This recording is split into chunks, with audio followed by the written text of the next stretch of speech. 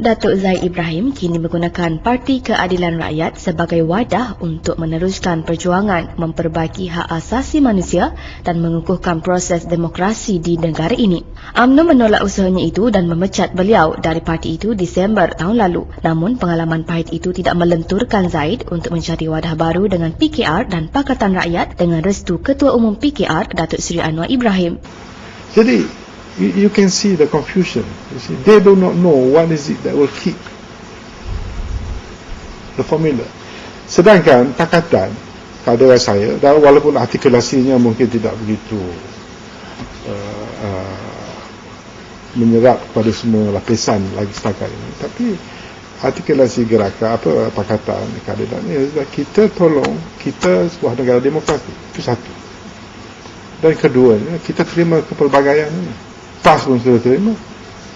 Jadi bila kita terima kepelbagaian, we don't have to mold into satu rangka. Rangka kita is diversity kita, itulah unity kita. UMNO dia tak boleh faham konsep ini ataupun dia tak terima. Tapi they do not know to replace with what. Maka timbullah Perdana Melayu in the late 90s. Timbul One Malaysia.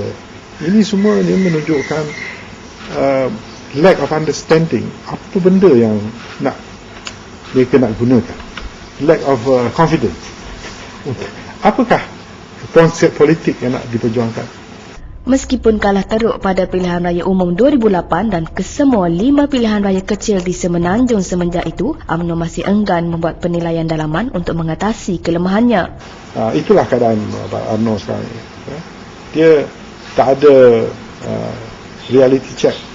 Dia hanya ada teori.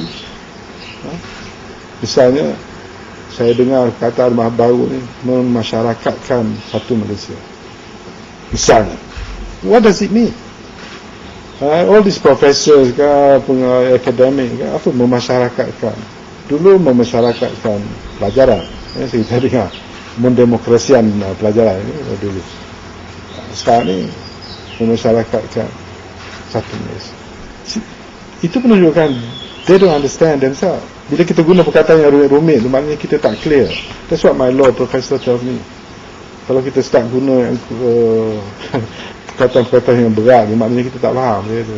Zahid berkata beliau kagum dengan keberanian PKR memperkenalkan pembaharuan politik seperti menghapuskan sistem perwakilan dan memberi hak kepada setiap ahli memilih kepimpinan parti. Begitu juga dengan pindaan perlembagaan yang menghadkan tempoh seseorang menjadi presiden tidak lebih dari 3 penggal dan memperuntukkan 30% jawatan dalam parti untuk wanita. Saya memang tertarik dan kagumlah kejayaan PKR. Mungkin sebab saya kata tadi partinya masih mudah sikit nak buat perubahan-perubahan yang baik seperti ini. Memang inilah yang sepatutnya dalam politik kita. Kita terlalu elitis.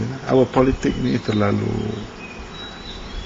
dari zaman British sampailah sekarang, yang menentukan banyak hal dalam negara kita, termasuk politik, orang-orang atas, orang-orang elite, orang-orang yang berpengaruh, orang-orang ada duit, orang-orang ada pangkat. Mereka yang menentukan. Seolah-olah di negara kita ni ada dual sistem, satu untuk rakyat biasa, satu untuk jadi eloklah kalau parti seperti Keadilan ni yang cuba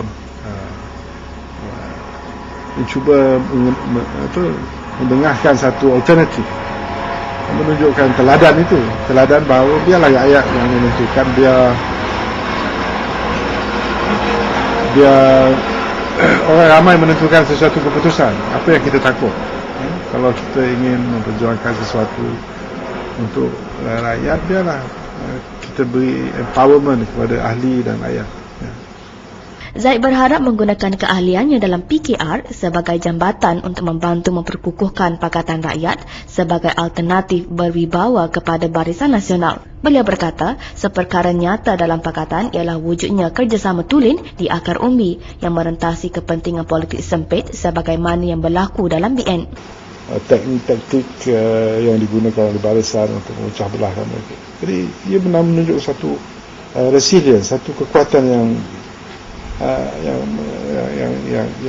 pada saya baru dan memberi rangsangan. Dan seperti saya beritahu tadi, bila saya lihat ahli-ahli parti di bawah bekerja dengan bersungguh-sungguh, tak kira PAS, orang Cina tolong PAS, orang Cina kutip duit untuk PAS tolong perkara keadilan. Ini satu fenomena baru. Dalam barisan tak ada. Dalam barisan kita buat kerja, dia buat kerja, dia buat kerja, kita undi benar. Ya, UMNO buat cara UMNO, BMC, IC pergi IC, kita salam-salam gitu je. Tapi there's never teamwork.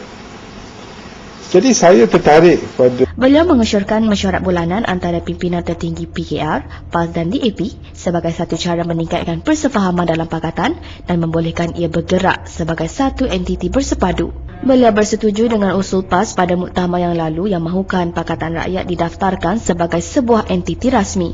Pakatan Rakyat perlukan lebih structure, lebih formal, dan kalau perlu kita daftarkan pakatan, dan kalau kita layak dari segi undang-undang kita harus daftarkan. Ini memperkuatkan jentera, memperkuatkan organisasi dan mengurangkan, ialah SPR ni sekarang dibuat macam-macam peraturan juga. Jadi kalau pakatan tak didaftarkan, maka parti-parti terpaksa tidak dapat berkongsi resources, tidak dapat berkongsi peralatan, jentera, branding semua ni. Kita kena buat masing-masing, ya. Tapi kalau pakatan ni boleh kita satukan secara lebih formal, maka kita dapat create satu brand baru. Dan branding dalam zaman sekarang ni amat penting sekali. Persepsi orang ramai tentang apa itu pakatan.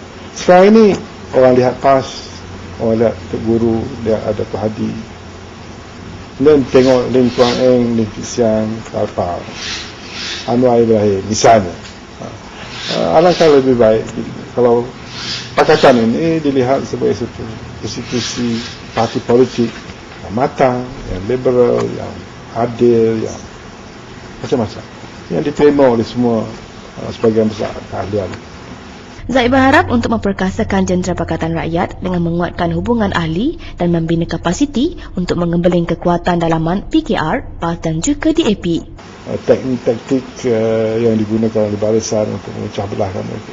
Jadi ia benar menunjuk satu resilience, satu kekuatan yang pada saya baru dan memberi rangsangan, dan seperti saya beritahu tadi, bila saya lihat ahli-ahli parti di bawah bekerja dengan bersungguh-sungguh, tak kira PAS, orang Cina tolong PAS, orang Cina